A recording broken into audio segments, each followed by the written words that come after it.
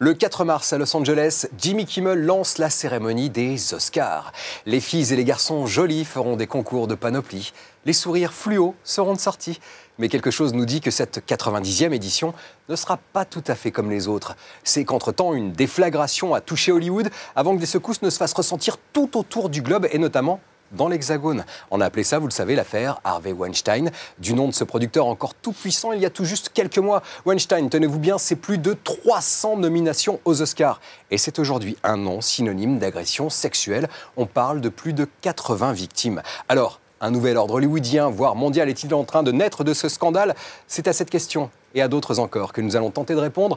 Je dis bien tenter, en compagnie de nos invités Nicolas Scheller de l'Obs, merci d'être là Nico, et Juliana Grignon et Greg Cook du podcast, du super podcast ciné 2 heures de perdu. Je pèse mes mots.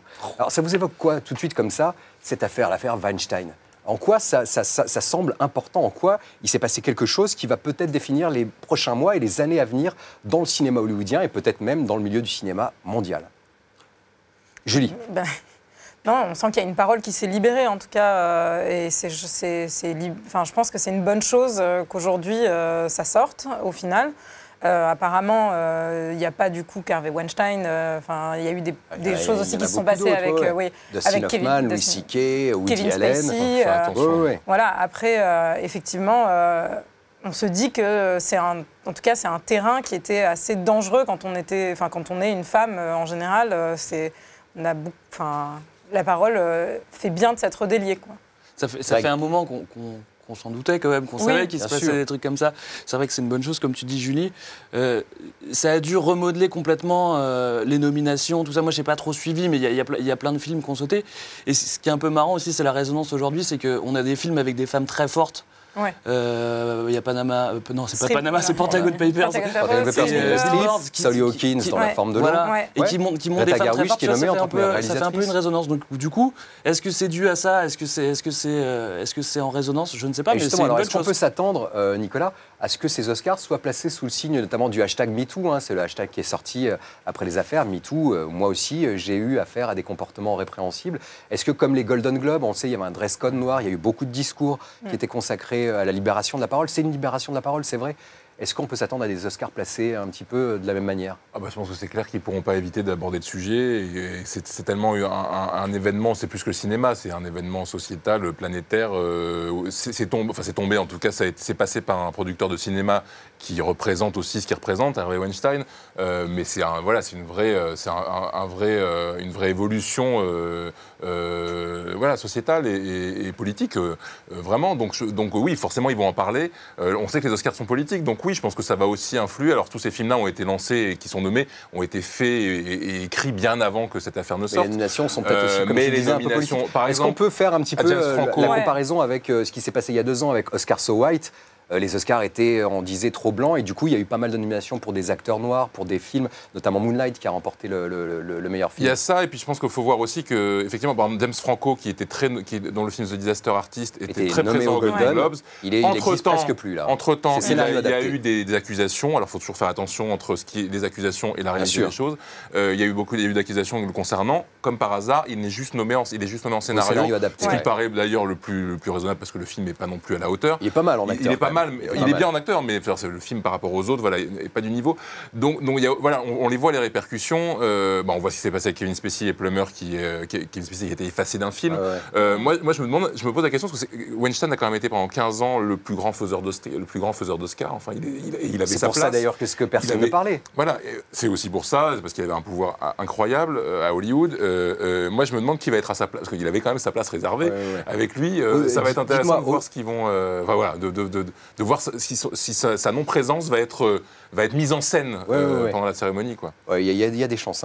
Au-delà de ces accusations, quid de la place des femmes dans les nominations et de la place des femmes dans le milieu du cinéma? Est-ce qu'on peut s'attendre là aussi à des changements? Juliana, je te demande à toi. Alors on voit que de toute façon Greta Gerwig est aussi nommée comme meilleure réalisatrice. C'est seulement la 5e, je crois. 5e femme nommée de toute l'histoire des Oscars. Il y a eu Catherine Bigelow il y a quelques années. Catherine Bigelow qui l'a remporté, c'est la seule à l'avoir remporté. Et qui n'est pas nommée cette année. Elle aurait pu l'être pour Détroit.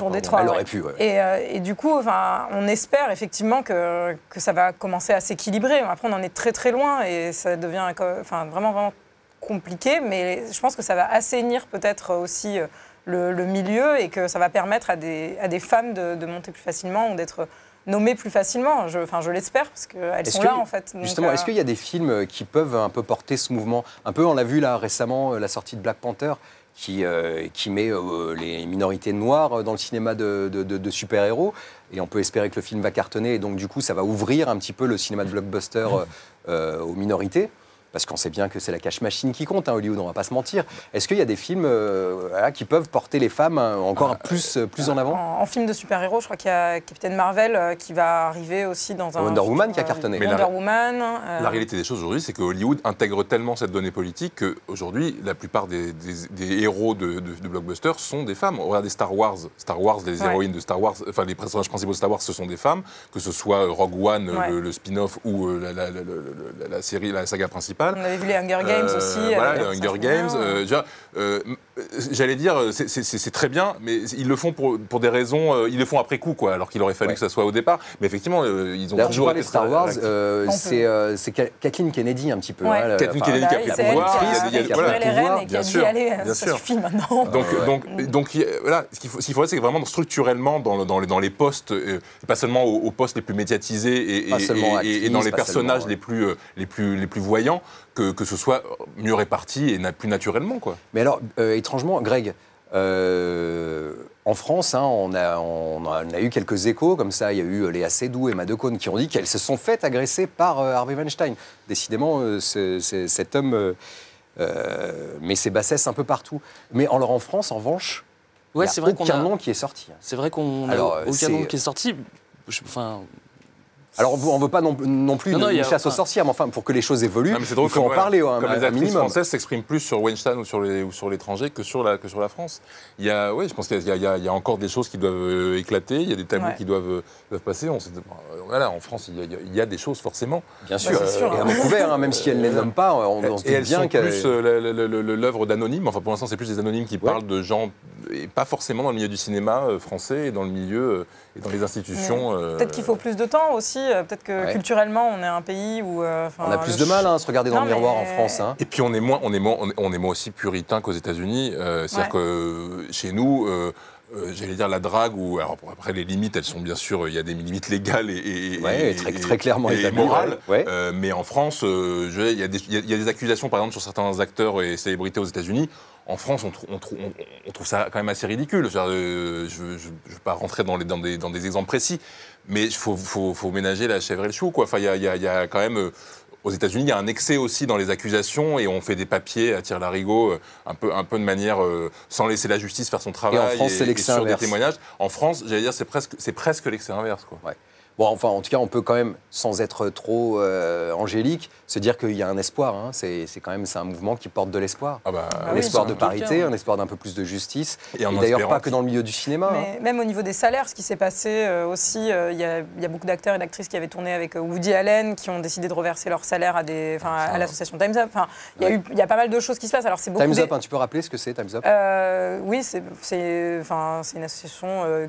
pour la libération de la parole, sur ce genre de et notamment sujet, pour aider aussi en fait à des femmes qui auraient été agressées, à se défendre, des femmes qui n'auraient pas les moyens de se défendre. C'est des gestes un peu politiques aussi, mais ça prouve qu'il y a quelque chose qui change aussi. Donc, Bon, allez, un espoir est né, un nouvel espoir est né. Merci. Espérons qu'il soit à long terme. On espère absolument. Merci à vous d'avoir parlé d'espoir avec nous et merci à vous d'avoir suivi cet espoir sur Paramount Channel. À bientôt. Et d'ici là, faites-vous une toile.